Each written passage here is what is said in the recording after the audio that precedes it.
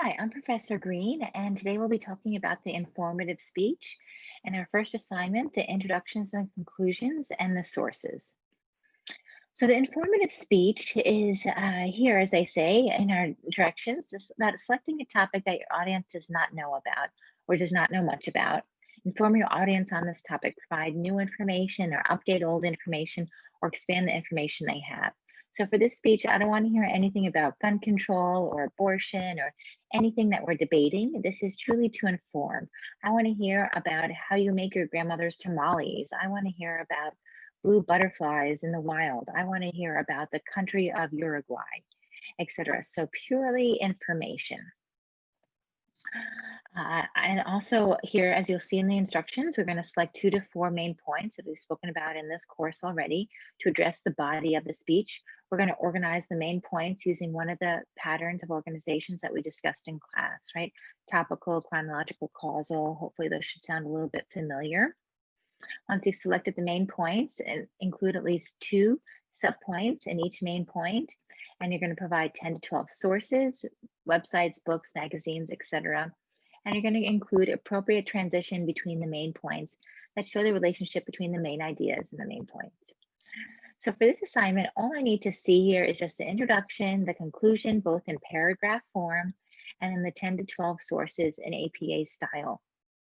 I gave you an example here. At the top of the instructions, there's a link. So those the instructions that we just spoke about are repeated here on this PDF, but below the instructions, we have an example.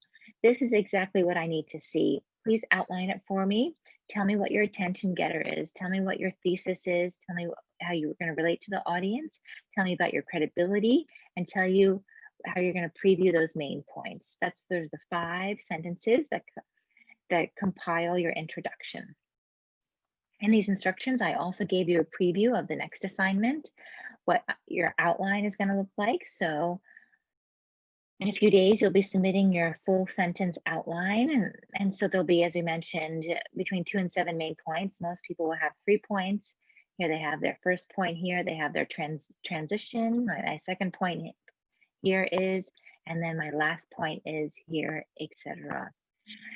And then my last transition in conclusion. For this assignment, the first assignment, I need to see also your conclusion, and it comprises of just 2 sentences. That's going to be reviewing your main points. This is just a repeat word for word of your introduction when you preview your main points. And then I also need to see a memorable ending. So as you see here, they use this got milk, right? Hopefully not anymore, right? Because the topic for this speech is about milk consumption in the US, how that's been decreasing for the last few decades for several reasons. So again, they're just informing us and not persuading us of any particular topic.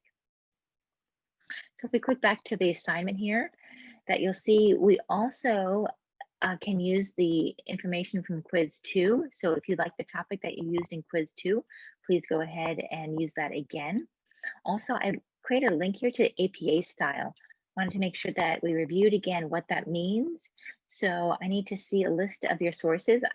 I don't want just the website, right? Just the URL. I need more than that, right? I need it in APA style. And that would look something like this, right? The last name of the author, comma, the first initials, the date of the article, the title of the page, the site name, the URL, etc. So here's an example of what that looks like. And this is for a web page or piece of online content. This website also gives you information. So if you were going to go through and cite a Wikipedia article or an online scholarly journal article, highly recommend journal articles, etc. So lots of different places to get information in your research. But again, I need to see your list of sources in this format. Great, so that concludes our information about the informational speech. If you have any questions, please feel free to email me. Again, I'm Professor Green, and I look forward to hearing your speeches.